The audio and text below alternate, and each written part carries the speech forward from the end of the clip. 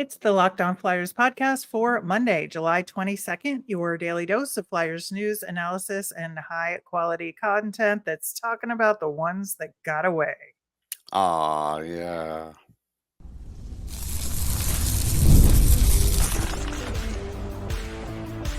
You're Locked On Flyers, your daily podcast on the Philadelphia Flyers. Part of the Locked On Podcast Network, your team every day.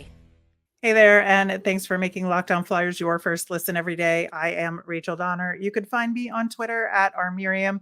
I'm here as always with Russ Cohen, who's on all your favorite social media apps at Sportsology. We are at Locked On Flyers on Instagram, Threads, Blue Sky, and Twitter as well. Today's episode is brought to you by Game Time. Download the Game Time app, create an account, and use the code LOCKEDONNHL for $20 off your first purchase. Terms apply. You can find our show over on YouTube or on the SiriusXM app or anywhere you listen to podcasts. Subscribe to get our latest episode as soon as it's available here on the Locked On Podcast Network, your team every day. Russ, we talk from time to time about what could have been, what should have been with the Flyers and trades and free agency. And you don't want to dwell on it, but sometimes it's such a big deal because of the success that the individuals or their new teams went on to that it's impossible to avoid. They get put on lists. And we're going to talk about some of the biggest fish that got away for the Philadelphia Flyers when you look at what happened later in their careers. Going to start off with the skaters. Next segment, we'll have some goaltender discussion. Then, of course, it's Monday, so we'll have our new summer poll and our nemesis of the week.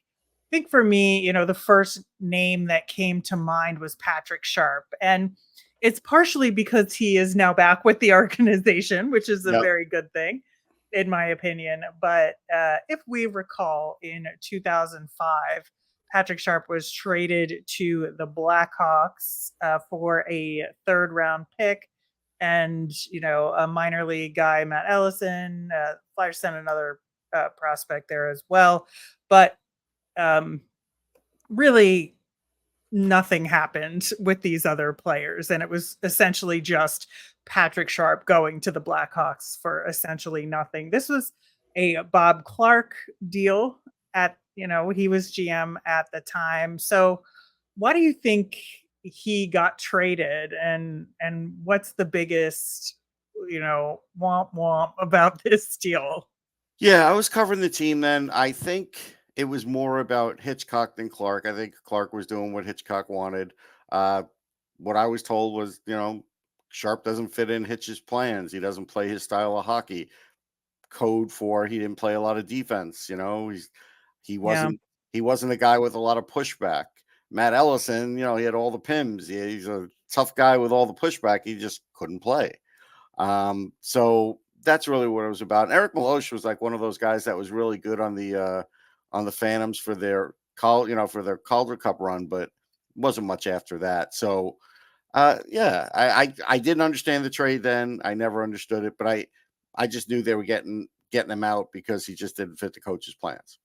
Yeah, and I think he was frustrated himself too, right? Yes. Where he had, he won that Calder with the Phantoms, of course, as well.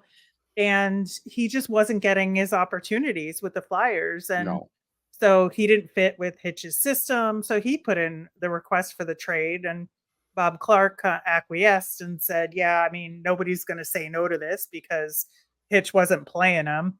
So now, could Clark have gotten better value? Yeah, probably. So I think that's, part of the issue there. But, maybe the Flyers or Hitchcock thought he was just an AHL guy that wasn't going to make that jump to the NHL. Yeah, you could see he was more than that. He was a really good skater. Well, yes, let's be clear. That was obvious. And maybe we weren't there yet for the really good skaters in the league, but he had offensive ability. We all knew that. Yeah, I just think it was a combination of not giving him enough time to develop and not giving him those chances, which kind of sounds familiar to some degree. But also, I think that, by doing him a solid and trading him, he goes to the Blackhawks and, of course, has a tremendous career with that team and winning multiple Stanley Cups with that team. And I think that, Chicago was somewhere that he was interested in going because he saw like a young core being developed Right. and wanted to be part of that. And I think, on the flip side, is there a Patrick Sharp out there who's going to want to come to the Flyers to be part of a young building team? Not yet. They're not there yet. Could happen in a couple of years, but I don't think they have the rep yet. Yeah, and what do you think it means to have him back with the Flyers in this advisory role, especially because at the time, I guess it was good terms because it was just a Mhm. release that got agreed to, but it Yeah. didn't feel as good then. Yeah, it's just sure, it's always nice to have guys like that back in the organization. He's obviously, trying to learn management. I think Mhm. there's a way to go for him for in doing that, but it's always good to see those guys around the building. Yeah. So the other skater that I think was hugely impactful after he got traded was Justin Williams. So what do you Yeah. think happened there? That one's a good question. I don't have a great answer for what happened with Justin Williams. Uh I really don't. I I thought he I was good. think, He was good for them. I think it was more about getting Danny Markov. That's what I think it was about. yeah, I do think that the Flyers were very interested in Markov and, Yes. a lot of potential there that, of course, we know didn't go anywhere. But I think that there was just this hyper fixation There on was. Markov And I and think in that's the what it promise. was more than saying Williams couldn't do something. They knew what Williams could do. I just think they felt like Markov was this perfect fit and solve problems, and he didn't.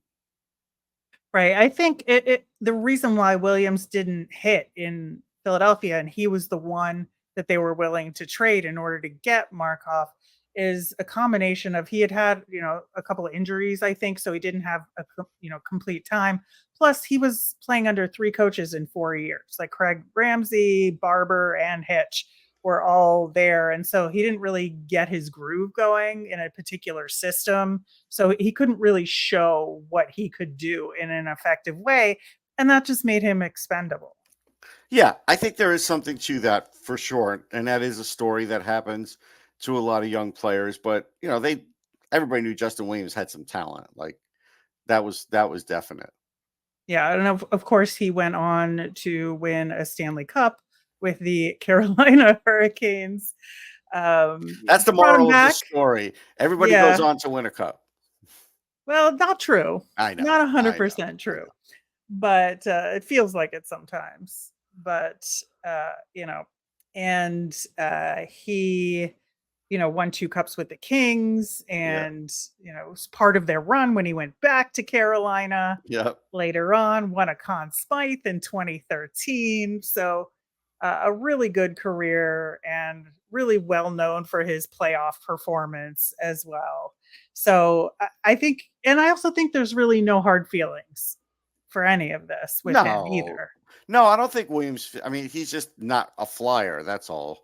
He doesn't Yeah. identify that way, but I don't think there's hard feelings. No.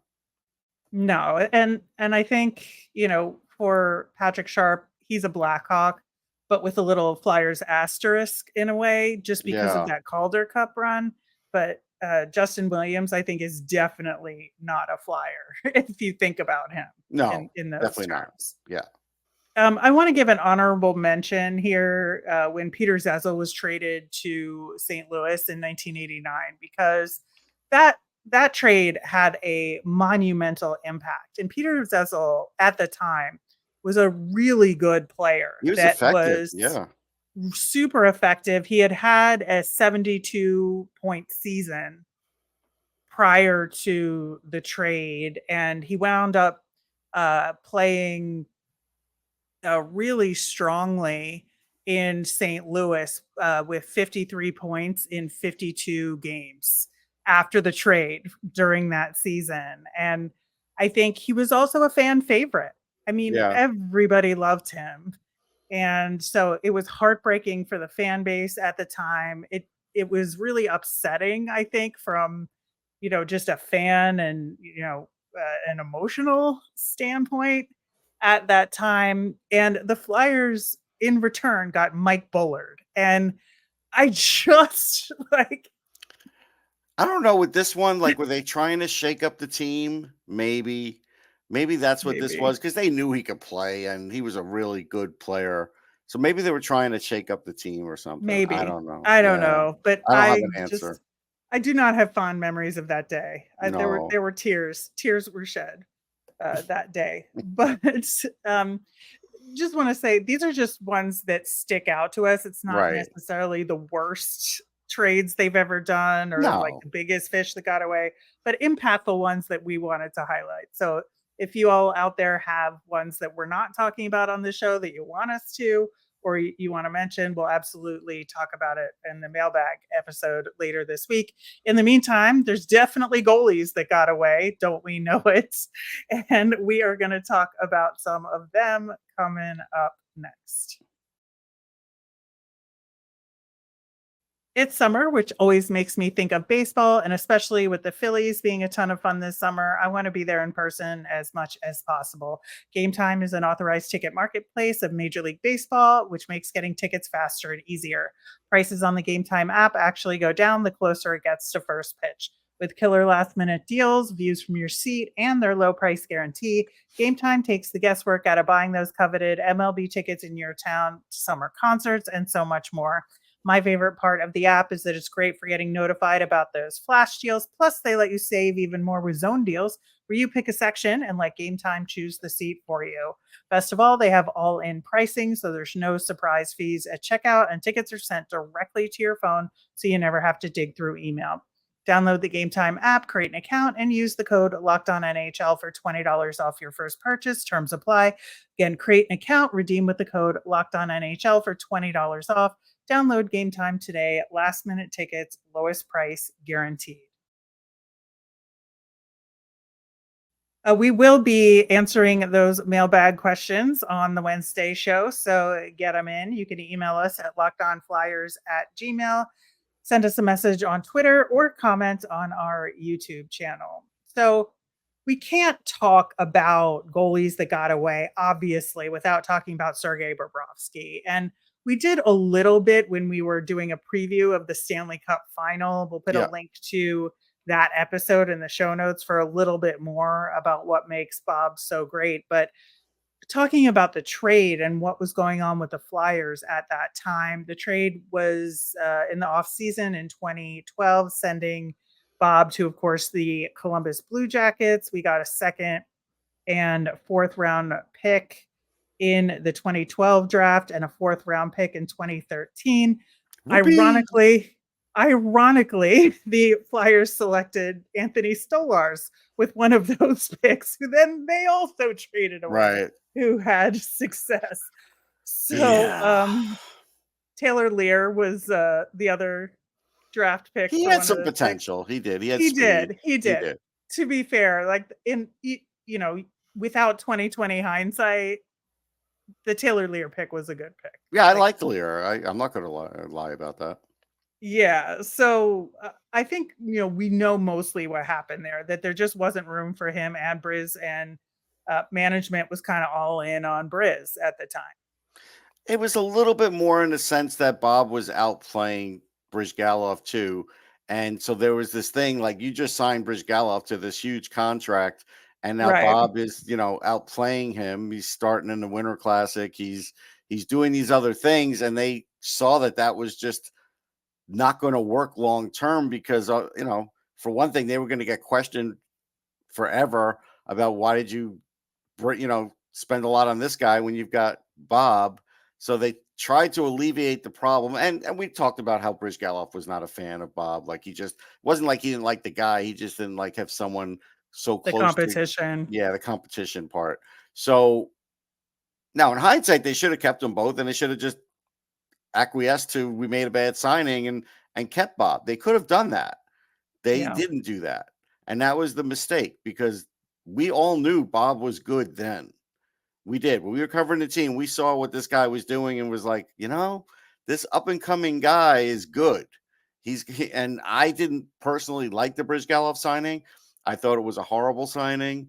I thought he was an average goalie in this league. That proved to be true. And yeah, so forcing him out the door, not the best idea. Yeah, I think so. And you're right. They could have kept him and done the Briz buyout, right? They would have Yeah. eventually figured it out. I would say within a year, probably Within a year, it would have been all figured out. I mean, it would Briz have played been a little figured in the out. playoffs. He played okay, and then after that went, phew. Right. And so they probably could have figured it out like by the end of the following season, done the Right. buyout then, cap hits and the payouts would have been there anyway. Right. So I think that it would have been possible to make it work. And now Bob is not perfect by any stretch of the imagination. And I think when he has bad days, they're pretty bad days. Sure. Like, but I think that in the long run, he was going to be a really good He was. NHL goaltender. And I think it is And none of us knew he fascinating. could be a Vezina guy. We just knew he could be a good goalie. Right. So he won a Vezina with Columbus twice. Right. Which I think is interesting that his Vezinas were with Columbus and not. Well, with he Florida, could have won but it. He could have won another one. He actually could I have. know. Yeah. He did. He could have, but he did not. But No. he got a Stanley Cup out of it. So He's I'm sure okay. he's not complaining No. Again, about the player ends up with the Stanley Cup. Yeah. Yeah. And so, I think that you have to look back on it, and of all the trades that we're discussing today, I think this is the hockey trade that is the most upsetting about Right. it, because the logic wasn't there. You look at the No. skaters we And they talked controlled the about. rights to Bob. Like, it's not like Mhm. they had to do this. They didn't have to do it. No, they didn't. And, with Patrick Sharp, with Justin Williams, there was something where either they weren't hitting yet, right? They weren't being used right. They didn't fit the system. Like, there was a reason and there was a target, and they were just on the other end of it. Yep. And so I feel like you can't really look back on those two trades. You can be sad about it, but you can't be mad about it. I think you can be mad about You this can be trade. mad about this one. Definitely. So I will continue to be mad about it, but also happy for Bob that he finally Oh, got absolutely. I Stanley was Cup very happy there. for him. Yeah. Yeah. So the other goaltender we're going to talk about here, we could talk about Solars, but smaller deal. Yeah, it's small potato. But Peete Peters in 1982 was traded for Brad McCrimmon, who I actually really, really like. Yeah. And I think the return on this trade This was was a good return. Like, this was one where they got a good return. It doesn't look great on paper, though, that he won a Vezina and had like the year of his life in Boston. He had the absolute year of his life in Boston following this. And I think that, there at the time, especially after after that following season in Boston, there was huge regrets, huge anger. Yeah. I mean, there wasn't, huge anger about him leaving town, but there was anger about the hockey side of things, especially because Flyers goaltending is very fraught. We know Right. this. We talk about it. There yeah. seems to be a curse on Flyers goaltending to some degree, and we have not been able to solve that problem. But I think that on the other hand, you see these guys go elsewhere and have tremendous success. It's pretty upsetting. Yeah. I mean, look, I was a hockey fan back then. I scratched my head at it. I did. Peters was really good, man. He was a good goalie. He could get in players' heads mentally and just stone them and make them look bad. And yeah, this was just, I remember looking back at this even like 10 years ago saying, man, look at the year he had in Boston. It was unbelievable. Yeah. I think, he had something like 31 games in a row without a loss. Yeah. That season. Just tremendous. He was, of course, in the All-Star game that season. And, but he did follow a pattern where that he did with the Flyers, where he was really good and then pun not intended, petered off, right? Right, right. And then, it happened with Boston too. Yep, it did. It did. But yeah, I mean, for the purposes of, was it the right time to trade him at that time? Probably not. But that one was not as horrible of a trade as some of the others. So at least the return Right. was decent. Well, and then of course, as many Flyers players do, they came back to the team Of eventually. course. Of course, Peters did at the very end of his career, kind of came full circle. So that's always nice when those sorts of things happen. But in the interim, he also spent some time with the Washington Capitals, where he had some He success was as pretty good with well. the Caps. Yeah. Yeah. So a long career, and I think those are the two main goaltenders, I would Yes. say, as far as the fish that got away. Yeah. And like I said, Peters was a pretty good, pretty respected goalie, could be extraordinary at times. And then, like you said, could crash land at times. Yeah, which he did. But all right, we are going to wrap up today's show with our new Nemesis of the week, as well as our new summer weekly poll, which is related to the topic that we have been talking about today. We'll do that coming up next. Passion, drive, and patience. The formula for winning championships is also what keeps your ride or die alive. eBay Motors is everything you need to maintain your vehicle and level it up to peak performance. Superchargers, roof racks, exhaust kits, LED headlights, and more. Whether you're into speed, power, or style, eBay Motors has got you covered. With over 122 million parts for your number one ride or die, you'll always find exactly what you're looking for. And with eBay Guaranteed Fit, your part is guaranteed to fit your ride every time or your money back.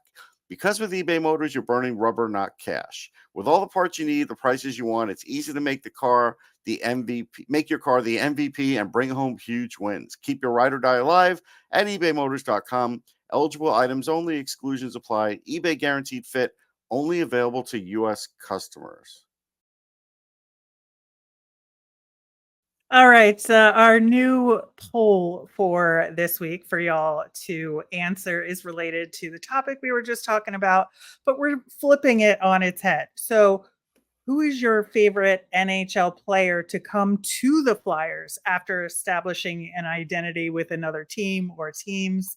So, this is being on the good end of that Right. sort of trade. Your options are Chris Pronger, Jaromir Jagr, Danny Briere, Jeremy Roenick, or Eric Desjardins. Do you have a suspicion who might take I it do. this week? I do. Yeah, I'm torn between two of them. And I am very curious which direction the listeners are going to go in. So make sure you head over to our YouTube channel to vote. There'll be a link to the poll in the show notes there. We will discuss the results on Friday's show. Moving over to our nemesis of the week. Last week, we talked about how the wait until October is shorter than you think. Like training camp will be here before you know it. I feel like stores even right now are like full of Halloween stuff. And I'm like, it's July. Like, what is happening here? Right, right. But it will be October before you know it. And I think the nemesis this week for me is summer surprises. And you never know what is going to happen in this off season. And I think that news always comes out of nowhere in all walks of life. But I think with the Flyers, you just never know what could Yeah. potentially be around the corner. And so my nemesis this week is what surprises are in store for the next couple of weeks, at least. So my nemesis is this angst that we all get when we have to cross the border. Not so much going from the U.S. into Canada. It's always from Canada back to the U.S. That's always the trouble one. So like I did this recently and we're crossing back and it's about 11:30 at night and we're a little tired. And I take my hat off. I give my passport. I made sure I lowered my head. I looked at the guy so I could make eye contact with him so he could see. And then I looked away. And, the guy eventually gets done talking to the driver of the car and then goes, "Look at me." And it's like, like he said it like that. And I went and I Oh my re-looked. God. Yeah. I went and I re-looked at him, but it's like, dude, I looked at you at the beginning. Like, if you didn't acknowledge me looking at you, take it down a notch, man. Like, it's just be a little nicer. I get it. You got a job to do. There was nobody there. Like, it wasn't like he was stressed and there was 15 cars. There were no cars.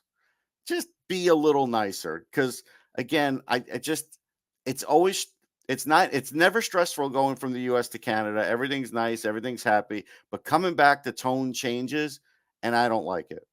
Yeah, it is kind of interesting because I have driven across that border, but then of course, when you fly in and out of the United States, there's always a little bit more tension coming back Yes. into the US, and yeah, it can be stressful. And I remember one time when I did the drive back into the US, I had been playing at a hockey camp in the Montreal area, and so I had like my car was full of hockey equipment and stuff, and it was Oh, just they thought you were it gonna was sell it, or you sold it, or you bought it, or yeah, there was like it was a whole thing. And I also like picked a terrible lane and there was a mess up with somebody in front of me. So I was already frustrated, and then I get there, and then I had to not only like justify why I had this giant bag in my bag, but also the guy, turns out he was from Arizona and had played hockey there and wanted to tell me stories about his injuries. And I was like, "Sir, can I please just go I just home?" want to go home, man. Yes. Let me go home. Free me.